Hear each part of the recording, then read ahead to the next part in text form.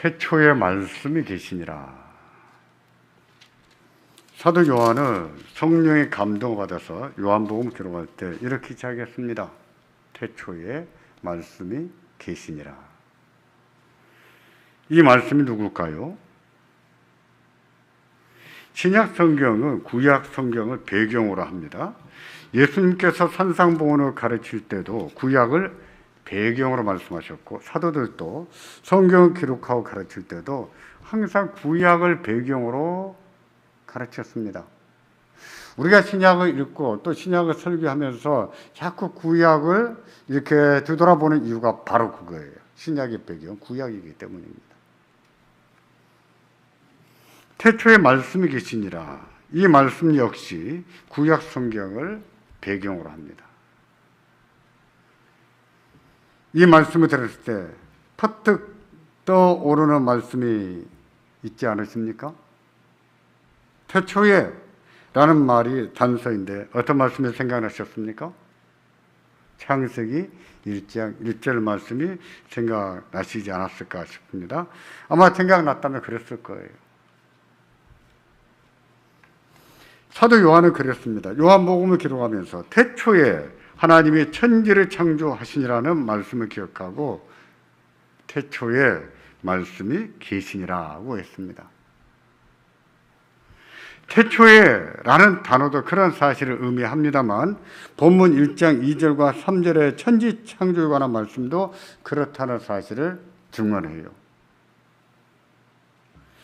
1장 11절을 보시면 세상은 그로 말미암아 지은 바 되었다는 말씀이 나오는데 그 말씀 역시 사도 요한이 태초에 말씀이 계시니라 라고 한 것은 창세기 1장 1절을 떠올리고 했다는 것을 암시합니다.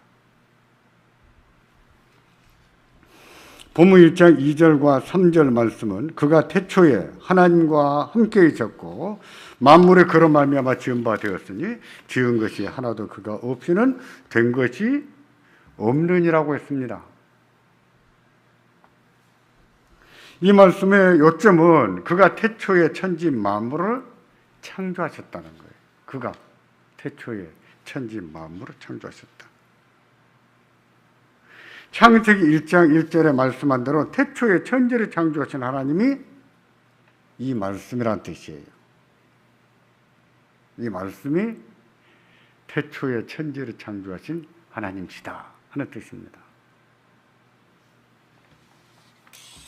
그래서 본문 1장 1절에 이렇게 말씀합니다.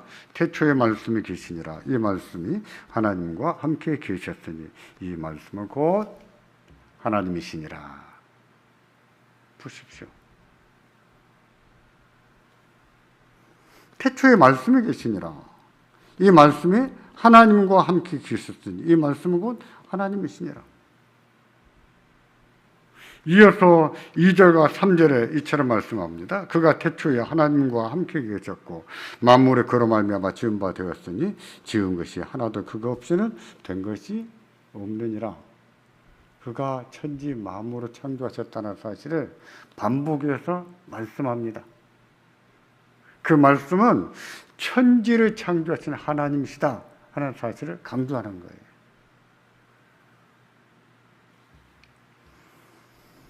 하나님과 함께 계셨던 말씀입니다. 천지 만물을 창조하셨던 말씀이에요. 그리고 하나님이신 말씀입니다.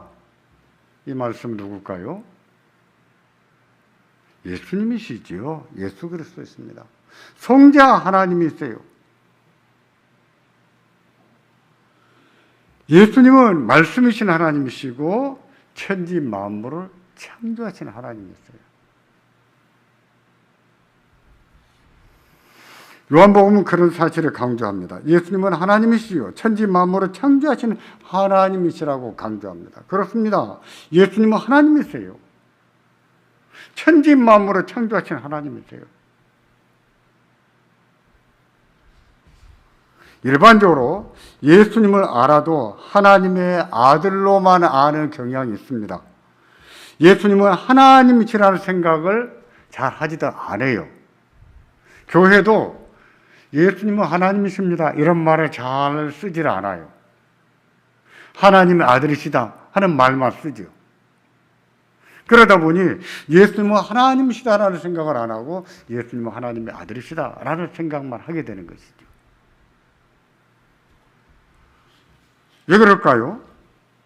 아마 하나님이라고 하면 우리 머릿속에 떠오르는 분, 그분은 누구십니까? 성부 하나님이세요? 성자 하나님이세요? 성령 하나님이세요? 한국교회에서 일반적으로 하나님 하고 머릿속에 떠올리면 누구냐고? 성부 하나님이세요.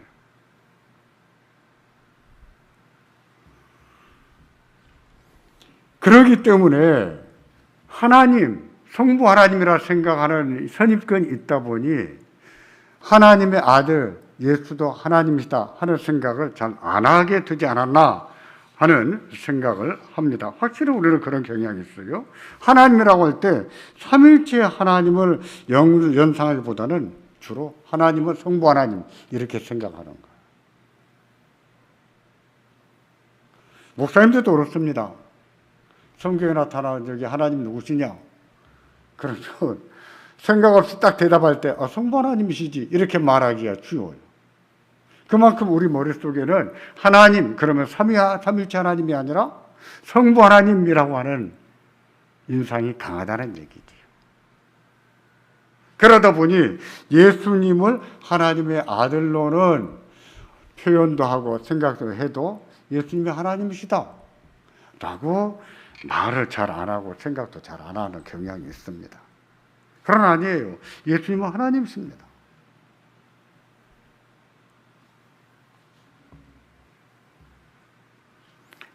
우리가 성경 볼 때 앞뒤 문맥을 잘 봐야 됩니다. 하나님에 대한 언급에 대해서도 앞뒤 문맥을 잘 봐야 돼요. 앞뒤 문맥에서 성부 하나님이시라는 전제나 암시가 없이 하나님 이렇게 나오면 그분은 삼위일체 하나님이세요.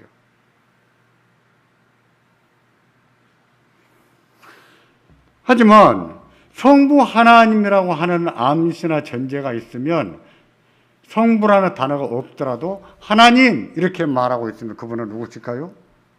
성부 하나님으로 알아봐야 됩니다.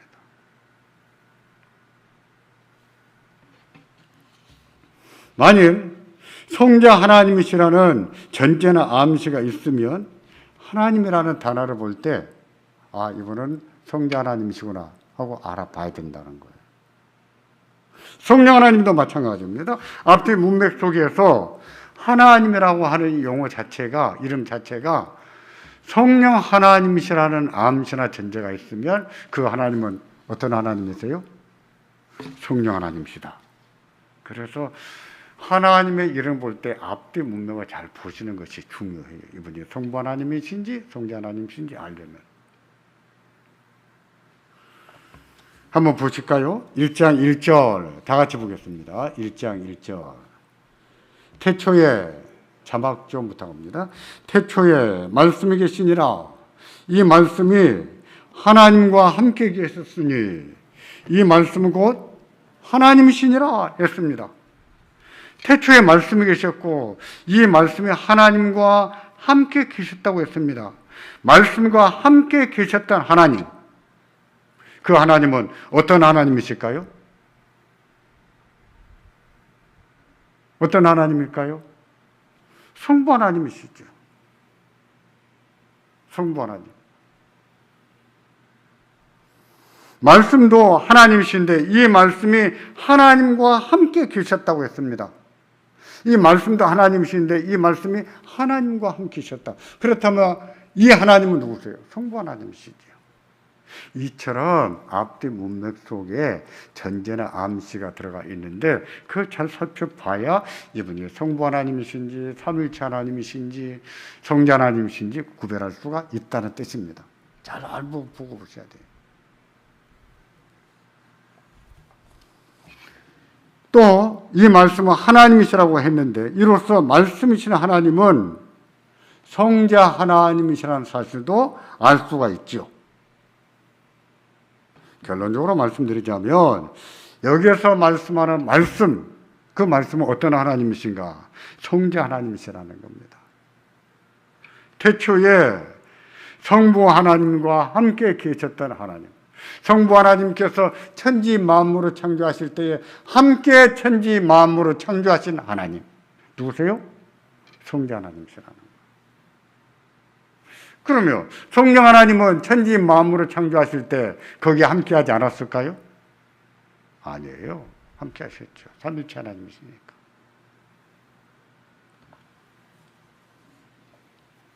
그 하나님, 천지 만물을 창조하신 하나님. 성부 하나님이 천지 만물을 창조하셨을 때 함께 하셨던 하나님. 그 하나님이 육신이 되어서 우리 가운데 계십니다. 그분이 그리스도세요. 그분이 예수님이세요. 우리와 함께 거하신다라고 했는데 거하신다는 말은 우리와 함께 살아간다는 뜻이에요. 우리와 함께 산다. 우리는 그런 사실을 알아야 돼요. 하나님은 우리와 함께 사시는 하나님이세요. 야, 너희 알아서 살아라. 너희 따로 살아. 너희 아쉬울 때가 있지. 그때만 나를 불러. 이렇게 하지 않으세요. 하나님이 우리와 함께 하신다 그랬어요. 임마누엘 하나님. 우리와 함께 하신 하나님. 그러므로 우리가 어디 있든지 무엇을 하든지 항상 하나님이 나와 함께 하신다는 사실을 인식하셔야 돼요. 의식하고. 우리는 물론 기도합니다. 하늘에 계신 우리 아버지여 기도합니다. 그렇다고 해서 저 파란 하늘에 하나님이 계십니까? 아니에요. 온 우주 가운데 계시는 하나님이시죠. 우리와 함께 계시는 하나님이고 우리와 함께 살아가시는 하나님이세요. 그래서 때로는 하나님 하고 멀리 있는 것처럼 외쳐 부를 때가 있지만 때로는 가까이 계신 것처럼 하나님 저 좀 도와주세요. 소금 내듯이 이렇게도 기도할 수 있는 거예요. 왜? 우리와 함께 거하시는 하나님이시기 때문입니다. 그분이 누구십니까? 예수님이세요. 예수님은 우리와 함께 계시는 하나님이세요. 우리가 하나님을 믿는다고 했을 때 그런 사실을 알고 믿어야 됩니다. 이미 예수님은 나의 주 나의 하나님으로 영접한 줄로 압니다만 그런 사실을 알고 믿으셔야 돼요. 만일 예수님이 누구신지 잘 모르신다면, 예수님은 나의 주 나의 하나님으로 영접하지 않았다면 그런 분들은 배우셔야 됩니다. 그래서 목사에게 성경을 배워야 되는 거예요. 자기가 성경 보다가 자기 임의로 갖다가 뜻을 붙일 것이 아니라 목사에게 배워야 돼요. 요즘엔 주석이 많이 있습니다. 예전에 주석은 목사만 봤어요. 요즘은 뭐 여러분도 다 볼 수 있어요. 나 주석은 어디까지나 코멘터리예요. 코멘터리. 그분이 신학적인 견해를 가지고 뜻을 밝히고 있긴 하나 그 개인의 의견이 강하다는 뜻이에요. 주석이라고 다 같은 주석이 아니에요. 자유주의 주석도 있고 우리 개혁주의 주석도 있고 다 다릅니다. 아무 층이나 보시면 안 됩니다.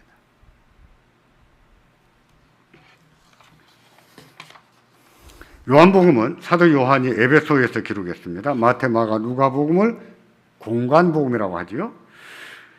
그때는 공관복음의 기록자들이 공관복음을 다 기록한 후였어요. 분명해서 요한은 마태, 마가, 누가복음을 많이 읽어봤을 겁니다. 그런 뒤에 요한복음을 기록했을 게 분명해요. 왜냐하면 의도적으로 공관복음에 나온 내용을 이중으로 기록하지 않으려고 하는 흔적들이 참 많이 보입니다. 공관복음에 없는 내용들이 많아요. 요한복음에는. 기록하는 방식도 다릅니다. 공관복음에는 비유와 기적을 많이 기록했는데 요한복음에는 비유와 기적이 굉장히 절제돼서 나옵니다. 기적의 경우 딱 7개 나와요. 비유의 경우는 비유 대신에 긴 강론이 나옵니다.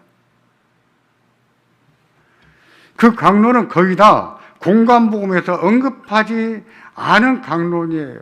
그런 점에서 요한복음이 독보적이다 이렇게 볼 수 있고, 요한복음이 예수님 누구신가를 정말 잘 가르친다 이렇게도 말해요. 어거스틴은 별명을 붙이기를 요한복음은 독수리 복음이다 이렇게도 말했어요. 높은 하늘에서 1km, 2km 밖에는 저 들판에 가는 짐승들을 보고 정확하게 잡아내잖아요. 그와 같이 예수님이 누구신가를 잘 가르쳐주는 성경, 요한복음이다 이렇게 말합니다.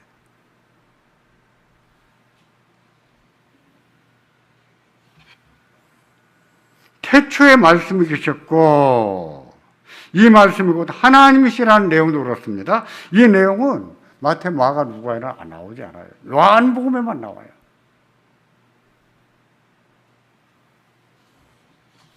이 말씀이 곧 하나님이시라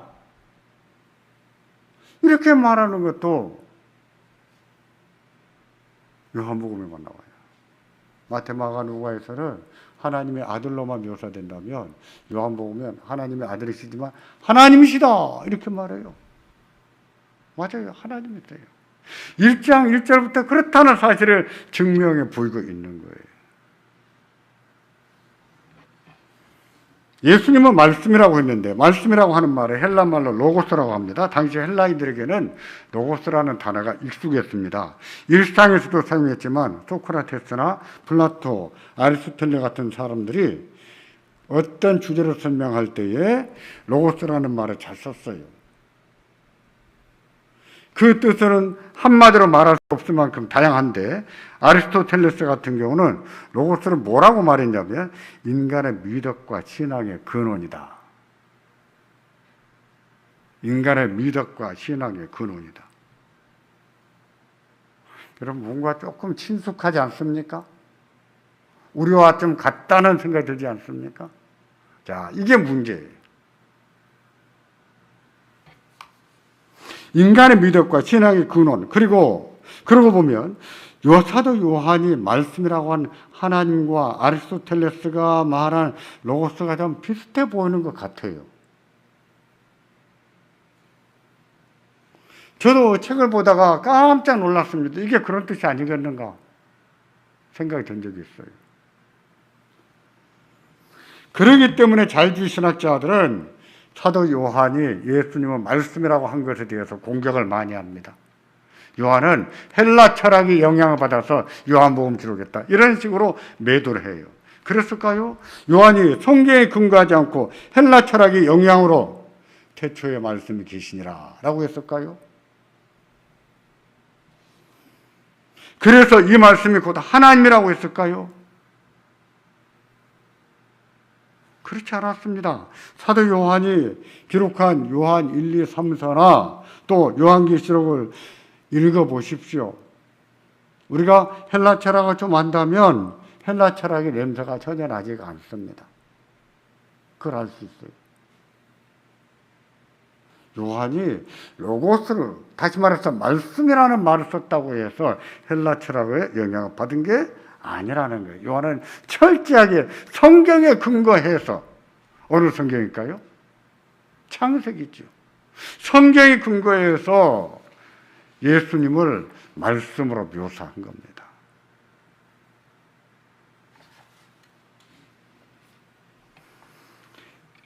이런 내용들이 신학적이고 여러분들에게 재미가 없을 수 있어서 이거 다 안 하려고 하는 생각도 했었는데, 제가 하는 이유는요, 여러분이 언젠가 어디 가서 한 번쯤은 이런 얘기 들을 겁니다.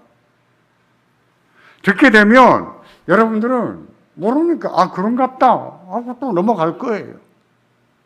거기에 넘어가지 마시라고 오늘 제가 이 어려운 얘기를 하는 거예요.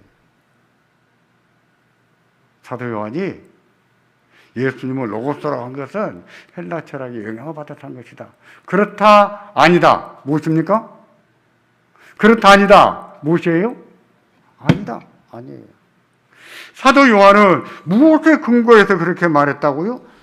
성경에 근거해서. 어느 성경일까요? 창세기 말씀에 근거해서 그처럼 말씀한 겁니다. 창세기 1장으로 돌아가 보실까요? 예수님께서, 하나님께서 천지 만물을 만드실 때 첫째 날 빛을 만드셨습니다. 무엇으로 만드셨습니까? 말씀으로 만드셨죠. 둘째 날에 하늘을 만드시고 하늘 위의 물과 하늘 아래의 물로 나눴습니다. 하늘 위의 물이라고 하는 것은 공중에 있는 엄청난 양의 수증기를 말합니다. 노아의 홍수 때 그 수증기가 물로 다 땅으로 쏟아졌지요. 그렇게 하기를 6일 동안 천지 만물을 창조하셨어요. 천지 만물을 창조하실 때 하나님이 무엇으로 만드셨습니까? 말씀으로 만드셨어요.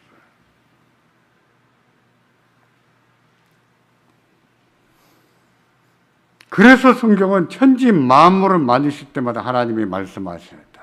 하나님이 말씀하셨다. 이렇게 말하는데 지난해까지 우리가 사용한 성경에는 하나님이 가라사대 이렇게 나오지요. 지금 가지고 있는 성경은 하나님이 이르시되 이렇게 말합니다. 가라사대 이르시되 무슨 뜻입니까? 말했다 뜻이 말씀했다. 하나님이 말씀하셨다. 하나님이 말씀하시니 세상이 이렇게 지어졌다라고 말하고 있습니다. 하나님이 천지 만물을 어떻게 만드셨어요? 말씀으로 만드셨어요.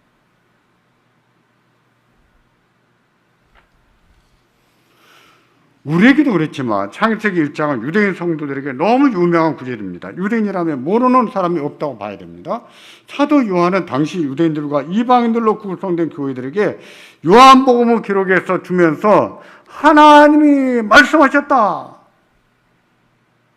이 말씀을 의인화해서 말한 거예요. 그 말씀이 하나님이시다. 하나님이 말씀하셨다. 그 말씀이 하나님이시다. 의인화한 거예요. 근데 성경에 보면 그런 사례가 참 많이 나옵니다. 그런 얘기가. 의인화하거나 신격화하는 경우가 참 많아요.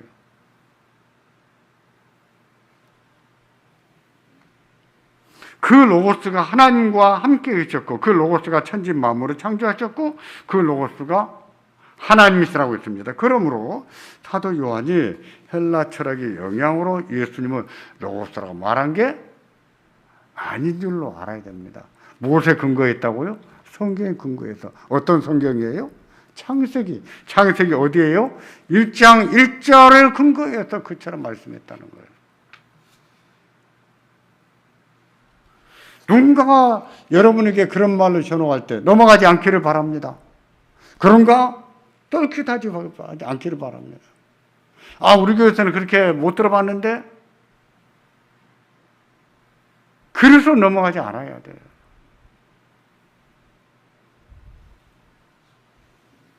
실은 이런 내용들은요, 목사나 신학생들은 알면 되는 내용들이에요.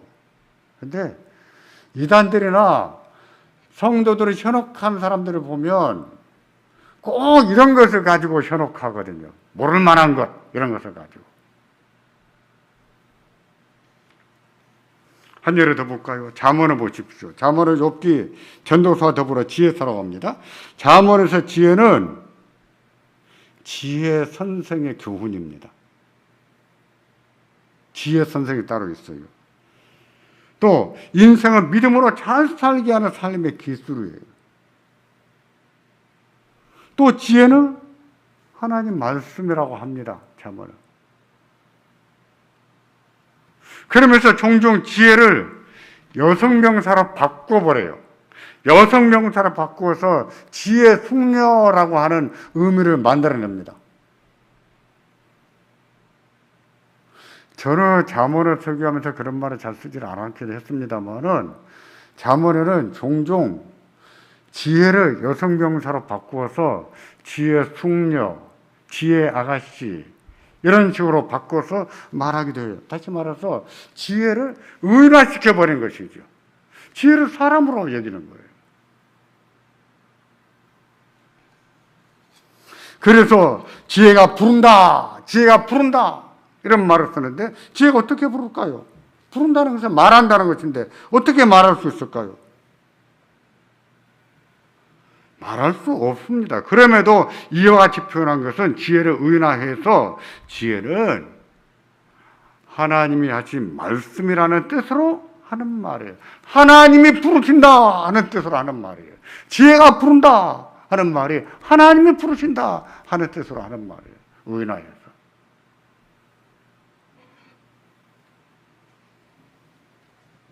그러므로 지혜의 말씀을 들을 때는 하나님 말씀을 알아들으라는 것이죠. 아버지의 말 알아듣지 말고 잔소리로 듣지 말고 하나님 말씀으로 알아들으라는 거예요. 더 나아가서 잠언은요, 지혜를 신격화해서 말하기도 합니다. 신격화해서 하나님은 지혜시라고 합니다. 여호와를 경외하는 것이 지혜라고도 해요. 지혜자는 여호와를 경외한다라고 말합니다. 그러므로 사도 요한이 로고스라는 용어를 사용했다고 해서 헬라 철학에 영향을 받았다라고 말해서는 안 됩니다. 그것은 마치 성경을 헬라 철학의 부산물점으로 여기는 것인데, 그것은요, 성경은 하나님 말씀으로 인정하지 않는 태도와 똑같습니다. 그러므로 그런 말을 들었을 때 현혹되지 않아야 되는 거예요.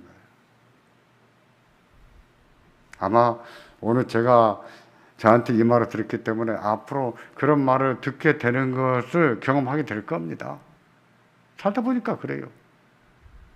그런 말을 들을 때 현혹되지 않아야 됩니다.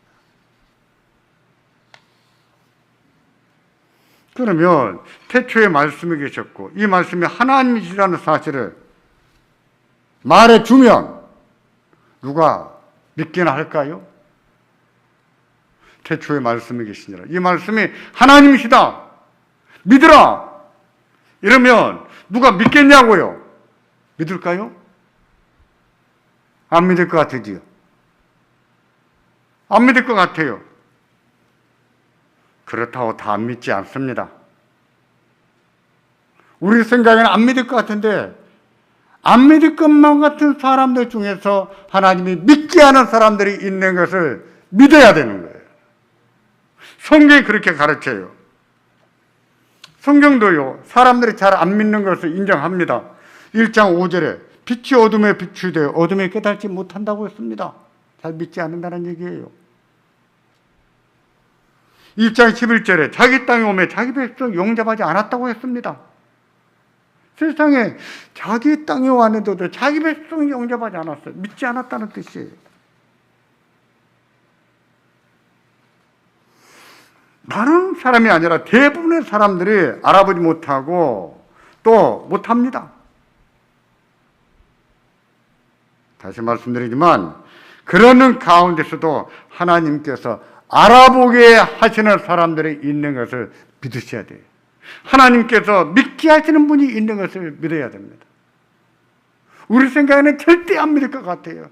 누가 저렇게 말해준다고 믿겠어? 태초에 말씀이 계시니라. 이 말씀이 하나님이시니라. 누가 믿겠어요? 그것은 우리 생각이에요. 지 생각이에요. 우리는 그럴 것만 같지만 하나님께서 믿게 하는 사람들이 있는 것을 믿으셔야 됩니다. 그래서 1장 12절에 말씀하는 거예요. 12절 같이 보겠습니다. 영접하는 자, 곧 그 이름을 믿는 자들에게는 하나님의 자녀가 되는 권세를 주셨으니. 자기 땅에 와도 영접하지 않았지만은 그럼에도 불구하고 영접하는 자가 있는데 그 영접하는 자, 곧 그 이름을 믿는 자들에게는 하나님의 자녀가 되는 권세를 주신다 했어요. 그들을 구원하신다는 얘기입니다. 하나님이 이처럼 구원하는 사람이 있다는 거예요. 다 안 믿을 것만 같지만 하나님이 믿게 하는 사람들이 있다는 거예요.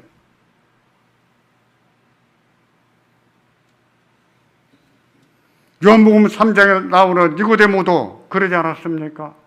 하나님이 믿게 하셨어요. 안 믿을 것만 같았지만. 4장에 수가성에 살았던 사마리아 여인도 마찬가지입니다. 유대인에 대해서 반감이 많았어요. 당신은 유대인의 선생이 돼가지고 어떻게 나에게 물을 달라고 합니까? 반박하지 않았습니까? 그럼에도 불구하고 예수님 말씀 듣다가 예수님이 누구신가를 알아봤습니다. 알아보고 영접했습니다. 그러므로 우리 생각에 그런다고 누가 믿겠어? 에이, 쟤 안 믿어. 안 믿을 거야. 이렇게 생각하지 말자는 거예요. 그것은 하나님을 불신하는 생각입니다. 하나님이 일하시는 것을 인정하지 않는 생각이에요. 믿음이 없는 생각이에요.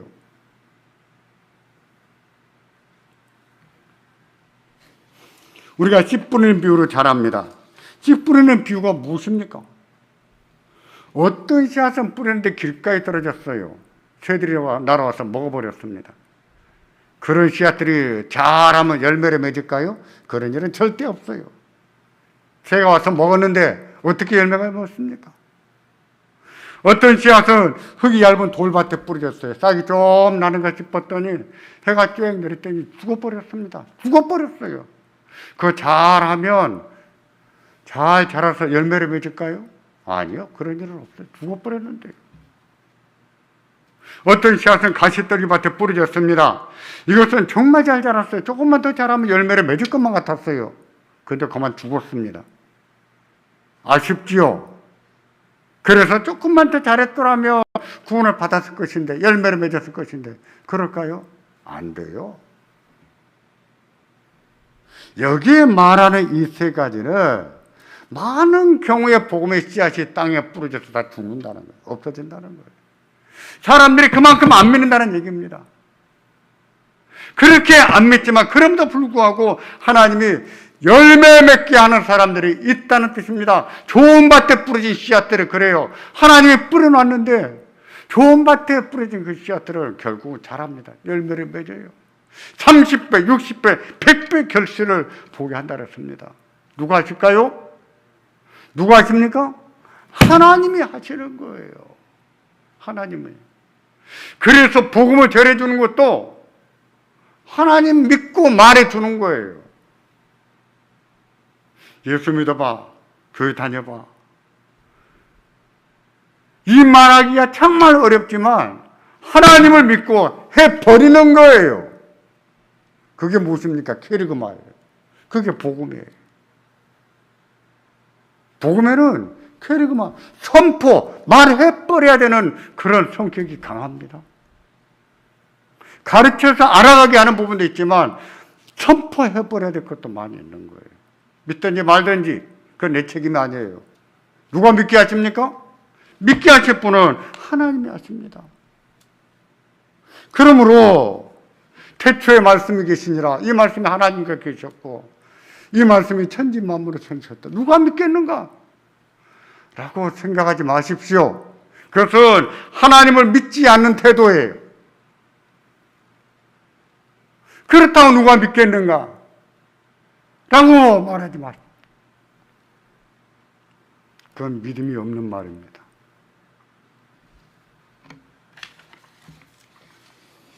씨앗은 하나님 말씀에 그 말씀을 잘 듣고 잘 배우고 사색해 보십시오. 정말 그렇다는 것을 알 수가 있는데 믿음의 싹은 그렇게 나는 거예요. 교회 왔다 갔다 한다고 믿음이 생기는 거 아니에요. 믿음은 그렇게 자라지 않습니다. 그냥 관록만 생기지요. 말씀을 배우지 않으면 믿음이 생기지 않습니다. 자라지 않습니다. 절대적이에요. 믿음은 말씀의 씨앗을 통해서 싹이 나는 거예요. 말씀을 통해서 자라는 거예요. 말씀을 통해서 열매를 맺는 거예요.